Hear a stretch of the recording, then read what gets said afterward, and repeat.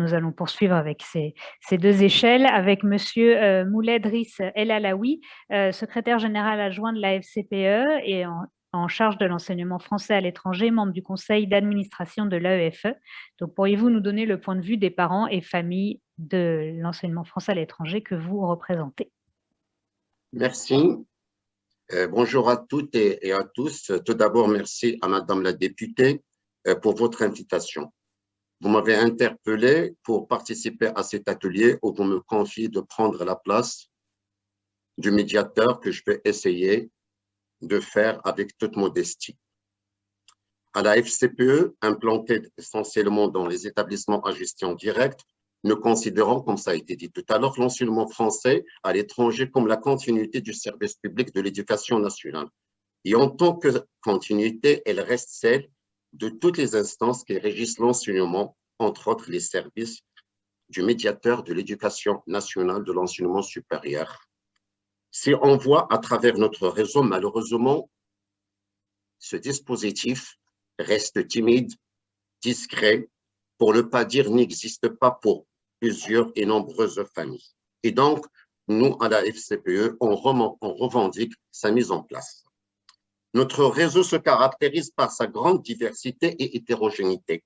Souvent, le désaccord et le conflit s'installent entre les membres de la communauté éducative et l'institution. D'ailleurs, la pandémie a aussi mis en lumière quelques dysfonctionnements dans certaines régions ou établissements où la place de la médiation s'impose. Derrière le mot médiation, il y a le mot communication et dialogue qui doivent prendre place pour arriver à un compromis et une conciliation afin d'éviter tout litige, comme ça a été dit tout à l'heure. Et ce litige qui pourrait parfois nous conduire vers un tribunal. Nous insistons donc sur le renforcement de la communication au sens large du terme et à tous les niveaux et dans toutes les instances.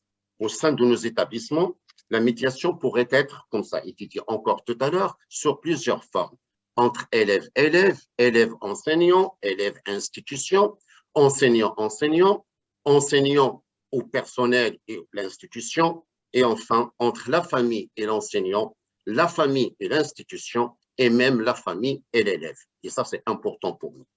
Donc, la mise en place de cette instance après un cadrage institutionnel peut contribuer à instaurer un climat scolaire et social serein au sein de nos établissements.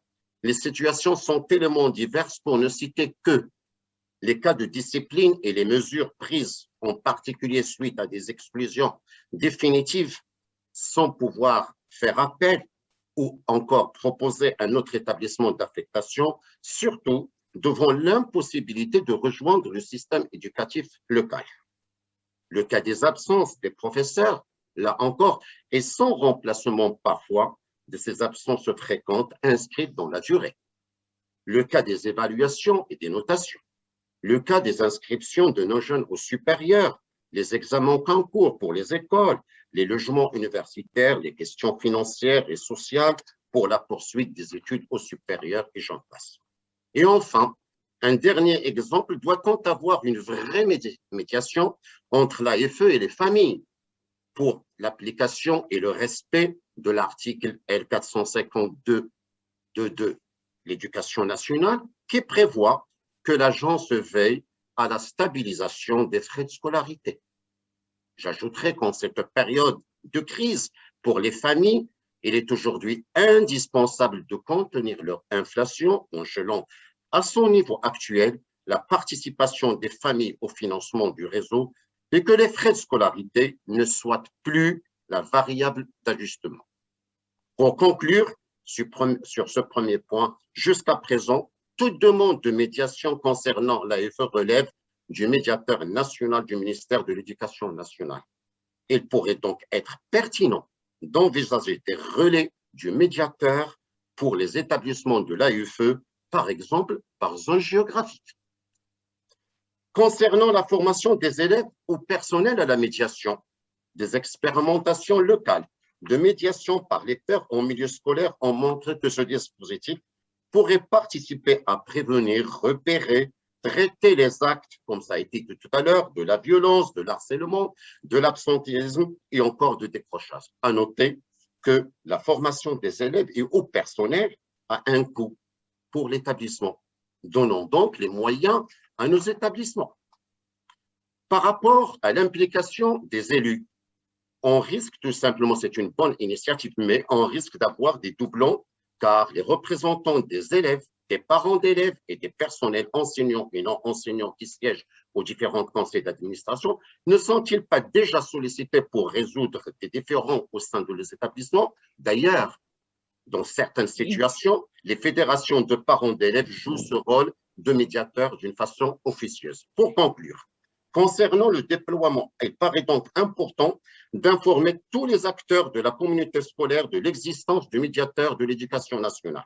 Et concernant le déploiement du médiateur au sein des établissements, afin d'améliorer le climat scolaire, il conviendrait de développer un cahier de charges pour une homologation sous l'égide du ministère de l'Éducation. Et de plus, il faut garder en tête qu'un tel dispositif reposerait sur le volontarisme des établissements et sur leur capacité à le financer. Alors, un cadrage institutionnel s'impose dans tout notre rose. Je vous remercie de votre écoute. Merci, merci Monsieur El Alaoui pour ces éléments sur les domaines d'application et les pistes d'adaptation à l'enseignement français à l'étranger.